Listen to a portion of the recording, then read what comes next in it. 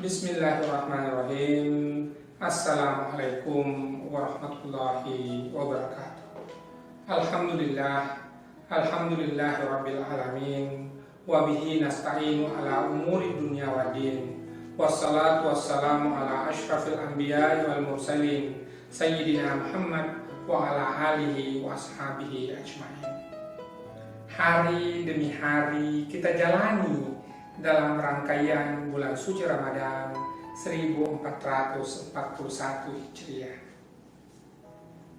Hari demi hari itulah yang mengantar kita pada malam hari ini yang kita yakini sebagai malam turunnya Al-Quran. Maka kesempatan 17 Ramadan kali ini kita syukuri dengan bersama-sama memperingati malam nuzulul Quran. Di satu kesempatan ada yang bertanya, kenapa kita masih harus memperingati nuzulul Quran, turunnya Al-Quran? Padahal Al-Quran yang ada hari ini sudah kemudian ada, lalu kemudian sudah mulai dari juz 1 sampai juz 30, dan bahkan Allah sendiri berfirman bahwa tidak ada lagi wahyu yang turun setelah haji wada. Jawaban saya sederhana, adalah turunnya wahyu dari Allah Subhanahu wa Ta'ala kepada baginda Rasul Muhammad SAW melalui perantara Jibril itu sudah selesai. Tetapi tugas individual kita, tugas kita sebagai seorang muslim adalah menurunkan Al-Quran yang kita boleh sebut dalam bentuk mushaf ini ke dalam hati dan perbuatan kita masing-masing.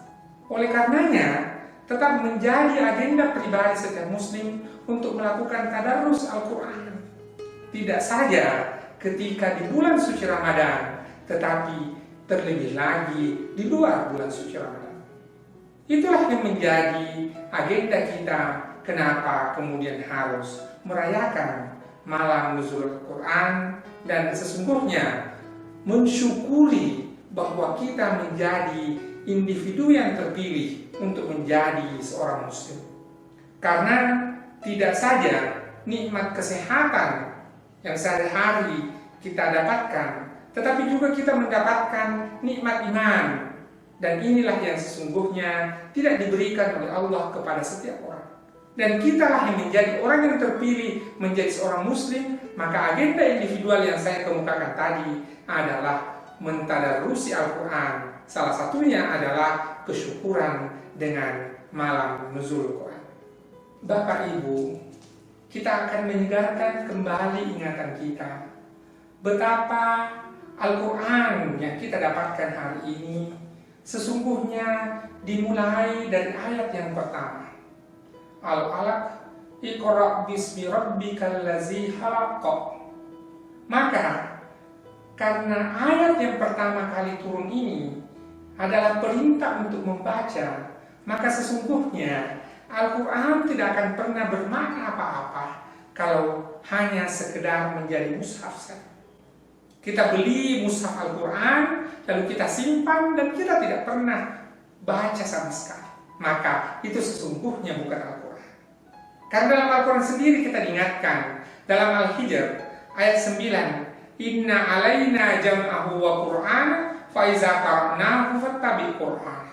Berarti Al-Quran itu adalah sesungguhnya bisa dimaknai sebagai bacaan. Guru Profesor Quraish Shihab memberi penjelasan bahwa Al-Quran itu adalah bacaan yang sempurna. Dalam kesempatan yang lain, Guru Profesor Nasaruddin Umar mengungkapkan bahwa Al-Quran itu ibaratnya seperti intan. Siapapun yang menggosoknya akan sebagai sebuah intan, maka siapapun yang menggosoknya maka tentu akan menemukan sisi-sisi cahaya tersendiri. Begitulah seorang manusia, begitulah seorang muslim. Ketika kita senantiasa menjadikan Al-Quran sebagai kawan kita, sebagai sahabat kita, sebagai imam kita dalam bacaan sehari-hari, maka setiap kali kita membaca Al-Quran, maka pada saat itu pula kita akan merasakan getaran-getaran yang hanya kita sebagai pembacanya, sebagai seorang qari'nya, keterhubungannya dengan Allah yang akan memahaminya.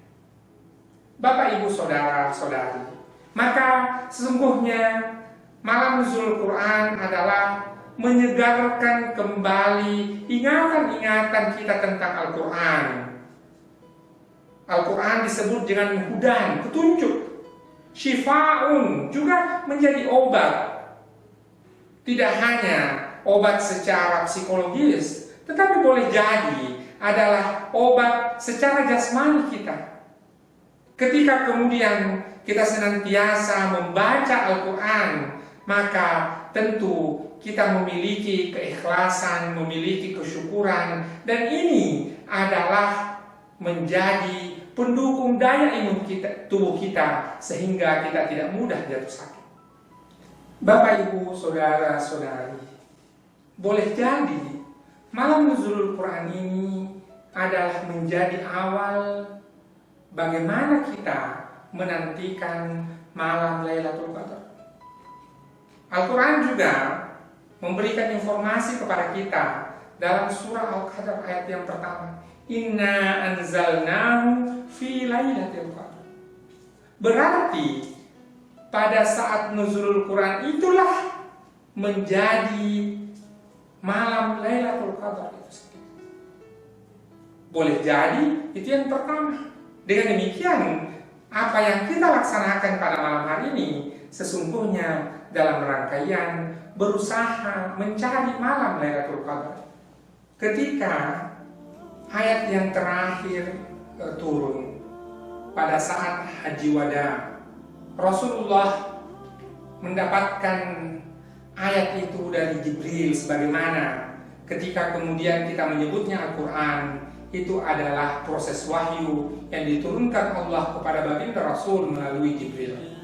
Kita juga memahami bahwa ketika firman Allah langsung disampaikan kepada baginda Rasul, maka itu merupakan hadis qudsi. Dalam pelaksanaan Haji Wada itu, turunlah ayat ketiga dari surah Al-Maidah, Al-yawma akmaltu lakum dinukum wa atmamtu alaikum nikmati wa raditu lakumul Islam. Maka kemudian para sahabat bergembira dengan turunnya ayat ini, dan ketika disampaikan oleh Rasul. Tetapi di antara para sahabat itu, Abu Bakar As-Siddiq justru kemudian menangis terseduh-seduh. Ini adalah sesungguhnya tanda bahwa baginda Rasul akan segera berpisah dengan para sahabatnya. Ketika ayat sudah selesai turun, berarti agama sudah sempurna, berarti tidak perlu lagi ada kehadiran seorang Nabi dan Rasul di sisi para sahabat. Ini yang disadari oleh Abu Bakar. Pada fase selanjutnya, ketika baginda Rasul sudah wafat, Al-Quran masih tersebar-sebar dalam bentuk tulisan-tulisan di potongan tulang, pelepah kurma, kulit binatang. Lalu kemudian datanglah Umar bin Khattab kepada khalifah mengusulkan bagaimana Al-Quran ini dikumpulkan menjadi satu mushaf. Terjadilah diskusi dan pada akhirnya mengantarkan bahwa ada tim kecil yang akan menuliskan atau mengumpulkan Al-Quran. Dan ketika itu huruf hijaiyah itu kemudian belum seperti sekarang ini, belum ada titik untuk menandai perbedaan antara ba dengan ta, ba dengan ta, dan seterusnya, antara fa, ha, ya. Lalu kemudian dituliskanlah Al-Quran ini. Pada perkembangannya, setelah Khalifah Abu Bakar As-Siddiq, Umar bin Khattab, sampailah pada kepemimpinan Amirul Mukminin Utsman bin Affan.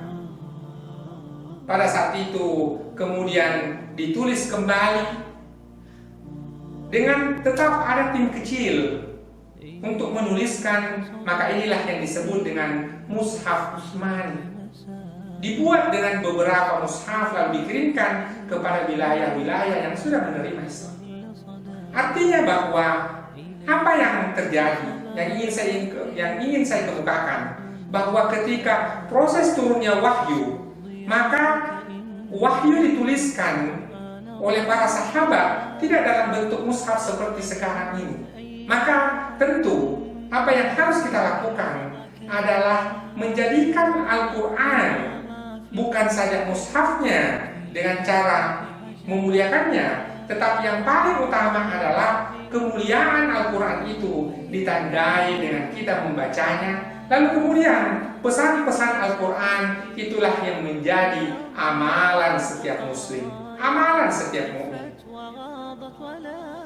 Bapak, Ibu, saudara-saudari, maka paling tidak Al-Quran kita bisa maknai sebagai mau'izah, sebagai syifa, sebagai hudan, petunjuk, rahmat, bayyinat, lalu kemudian menjadi furqan. Itu diantara fungsi-fungsi atau bahkan nama lain dari Al-Quran. Maka alhamdulillah kita bisa hadir dalam kesyukuran malam nuzulul Quran, kembali menyegarkan ingatan-ingatan kita tentang Al-Quran, dan pada saatnya tentu kita melaksanakan apa yang menjadi pesan-pesan Al-Quran. Hadanallahu wa iyyakum ajma'in. Billahi taufiq wal hidayah. Wassalamualaikum warahmatullahi wabarakatuh.